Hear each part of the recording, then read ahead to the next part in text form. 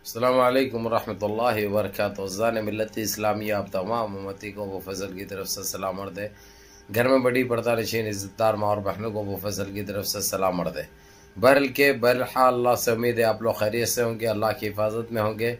इन मरूनों की मलामत से, इन फ़िरका परस्तों की फ़िरका परस्ती से, इन दरिंदों की दरिंदगी से, इन मावलिनचरों की मावलिनचिंग से, इन बलात्कारियों की बलात्कारी से महफूज होंगे।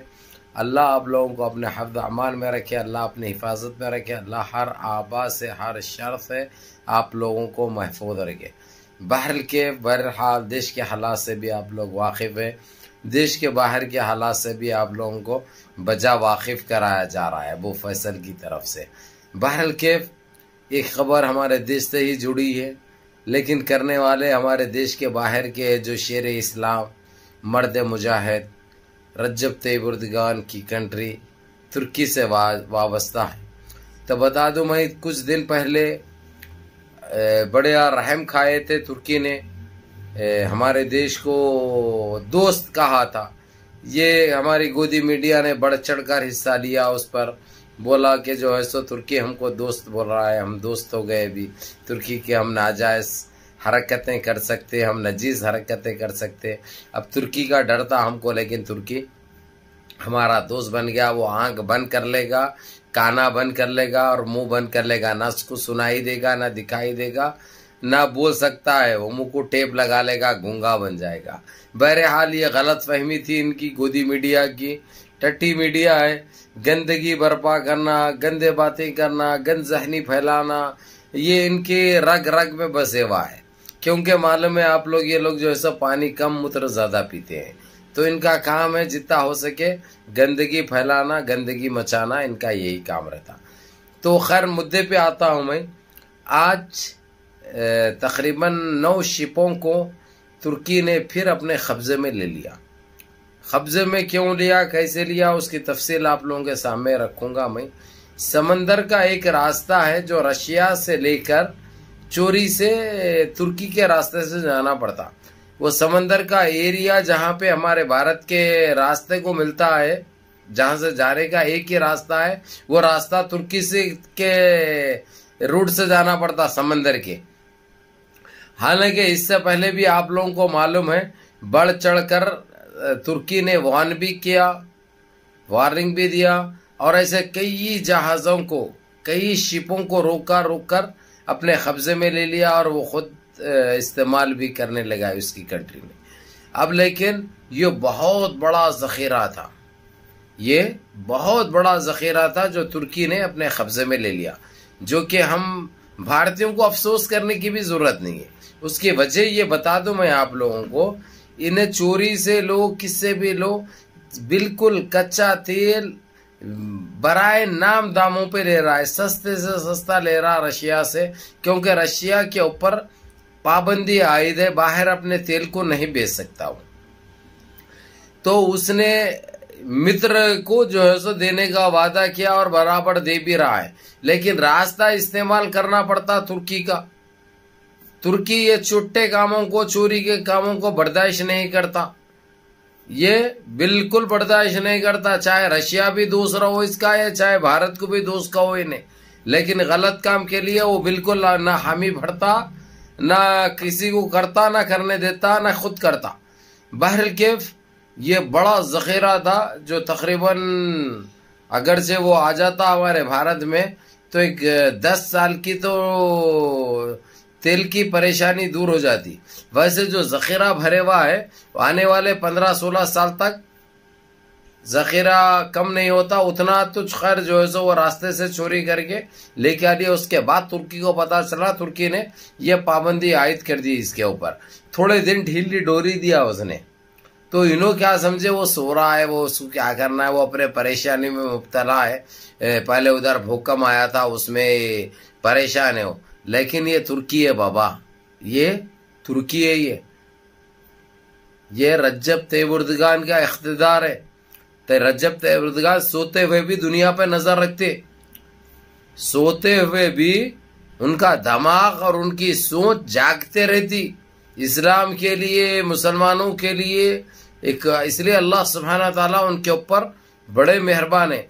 हालांकि आप लोगों ने देखा कि इतना बड़ा भूकंप आने के बाद कोई कंट्री संभलने के लिए 10 से 15 साल लग जाते हैं, लेकिन उसको 10-15 दिन नहीं लगे। वजह उसकी, क्योंकि अल्लाह राजी है बंदे से, वो अल्लाह राजी है उसकी खिदमत से, जो हर तरीके से भारत के मुसलमानों के लिए हो, या मलेशिया के मुसलमानों के लिए हो, या चाइना के मुसलमानों के लिए हो, या श्रीलंका के या बांग्लादेश के, कि दुनिया के कहीं के भी मुसलमानों के लिए सबसे आगे और सबसे पहले और सबसे सामने रहने वाले का नाम रज्जब तय्यब उर्दगान है। बहरहाल मेरे अजीज दोस्तों, मेरे भाइयों, आप लोग ये सुनना, ये रखना मालूमात बहुत ज़रूरी है, ये बहुत ज़रूरी है। बहरहाल ये कैबिनेट से बड़ी मेहनत की जा रही है, बड़े वादे किए जा रहे हैं, बड़ा मनाने की कोशिश की जा रही है रज्जब तय्यब उर्दगान को। खैर कल तक क्या होता देखेंगे, क्योंकि रज्जब तय्यब उर्दगान बराबर उनकी कैबिनेट बराबर टेलीफोने और मेलों का जवाब दे रही है, बातचीत चल रही है, लेकिन फिल वक्त वो अपने कब्जे में ले रखे हैं शिपों के साथ, जहाज़ों के साथ। और पता है आप लोगों को एक एक जहाज की कीमत क्या होती है? तेल को छोड़िए, आप जहाज की क्या कीमत होती है अंदाजा लगा लीजिए आप। तो बहरहाल ये बल्ले बल्ले है तुर्की की। अब देगा अगरचे वापस वो तो उसकी मेहरबानी है, नहीं देगा अगरचे तो कुछ बोल भी नहीं सकते, कुछ बोलना जुर्म है, क्योंकि ये रूल्स है, इंटरनेशनल रूल्स है भाई। और कोई ऐसा नहीं कि वो ज्यादती कर रहा या गलत कर रहा या अपने पुर्तगाल को तोड़ रहा, अपने हदूद से बाहर जा रहा, वैसा कुछ भी नहीं है।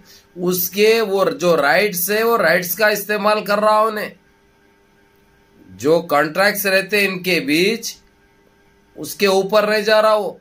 तो इसलिए रज्जब तय्यब उर्दगान को किसी की बोलने की भी हिम्मत नहीं है, ना वो बोलने के लिए किसी को मौका फराहम करते हैं।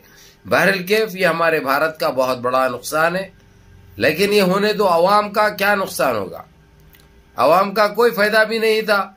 अब इतना जखीरा आया हमारे पास, पहले हमको कभी पेट्रोल में या डीजल में कीमत में कोई कमी हुई? हरगिज नहीं हुई, बराबर और बढ़ते रहे कीमतें, रेटें बढ़ते रहे, हमारे जेबा गीले होते रहे। ये इनका काम है, ये इन्हों करते रहेंगे, इससे हमको फर्क पड़ने वाला नहीं है। बहरहाल मेरे अजीज दोस्तों, मेरे भाइयों, मेरी माँ और बहनों, अल्लाह सुब्हाना ताला जब जो करना है बराबर करते। अगर से अल्लाह राजी रहते तो ये चोरी भी इस टाइम ये कर लेता, समझे। लेकिन अल्लाह सुब्हाना ताला वो लोगों को जगाए रखा, उनके सामने से दौड़ते रहे ये लोग, किसी तरीके से पकड़ा और कुछ 37 आदमियों को भी गिरफ्तार कर लिए। उनको भी नहीं छोड़ता हूँ बोल रहा हूँ, उनको भी नहीं छोड़ता हूँ बोल रहा।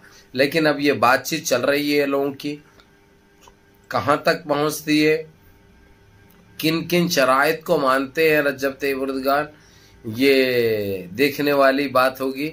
और ये एक चीज़ भी उन्होंने साबित कर दी कि कभी भी तुर्की झुकने वाला नहीं है और उसको कोई ख़रीद नहीं सकता। ये बात साफ हो चुकी है, क्योंकि आज अमेरिका के प्रेसिडेंट ने ये बात कही पूरी सभा में, उनकी पूरी पब्लिक के सामने, कि हर वो चीज़ से हम रज्जब तय्यब उर्दगान को मनाने की कोशिश कर रहे हैं, हर वो चीज़ का हम उनको वो दे रहे हैं, लेकिन वो उसको ये कान से सुनता है, वो एक कान से उड़ा देते हैं। कोई फ़र्क नहीं पड़ता उनको सामने वाला क्या बोल रहा है।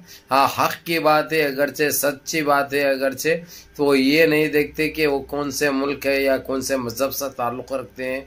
वो बराबर हामी भी भर लेते हैं और आगे बढ़कर काम करते हैं, किसी को समझाने की या किसी को बोलने की भी ज़रूरत न रहती। तो बहरहाल मेरे अजीज़ दोस्तों, मेरे भाइयों, ये बहुत बड़ी ख़बर है माशाल्लाह, और तबीयत खुश कर देने वाली ख़बर है, जो हम सब के लिए अच्छी है और खुश आइन बात है।